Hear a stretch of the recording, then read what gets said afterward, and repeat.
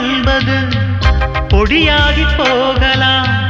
பொன்னாரமே நம் காதலு பூலோகம் தாண்டி வாழலாம். ஆகாயம் என்பது இல்லாமல் போகலாம். ஆனாலுமே நம் நேசமே ஆகாயம் தாண்டி வாழலாம். கண்ணீரில் ஈரமாகி கரையாட்சி காதலே கரை மாற்றி நாமும் வெல்ல கரையேற வேண்டுமே. நாளை வரும் காலம் நம்மை